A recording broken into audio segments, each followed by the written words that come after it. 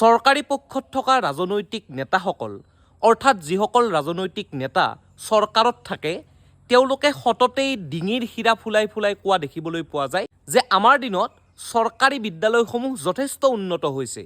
আমাৰ দিনত চৰকাৰী বিদ্যালয়সমূহত অতি উন্নত মানদণ্ডৰ শিক্ষা প্ৰদান কৰা হয়, যি শিক্ষাই ভাৰতৰ ভৱিষ্যত সুদৃঢ় কৰিব। কিন্তু সেই নেতা মন্ত্ৰী অথবা উচ্চপদস্থ বিষয়াসকলৰ সন্তান সন্ততিসকলে পঢ়ি থকা দেখিবলৈ পোৱা যায় ভাৰতৰ হওক অথবা বিদেশৰে হওক কোনোবা বিলাসী ব্যক্তিগত খণ্ডৰ বিদ্যালয়ত, যি বিদ্যালয়ৰ এক মাহৰ মাচুল হয়তো এগৰাকী সাধাৰণ নাগৰিকৰ কেইবা মাহৰো উপাৰ্জন। এতিয়া প্ৰশ্নটো এনেকুৱা ধৰণৰ যে চৰকাৰী বিদ্যালয়সমূহ অথবা চৰকাৰী শিক্ষা ইমান বেছি উন্নত হৈ যোৱাৰ পিছতো কি বাধ্যত পৰিবা তেওঁলোকে তেওঁলোকৰ সন্তানসকলক ইমান ডাঙৰ ডাঙৰ বিলাসী বিদ্যালয়ত পঢ়ুৱাবলগীয়া হয়? গৰু, গাহৰি, ছাগলী ইত্যাদিৰ বিতৰ্কৰ পৰা আহৰি পালে কথাটো কিন্তু ভাবি চাব পাৰি।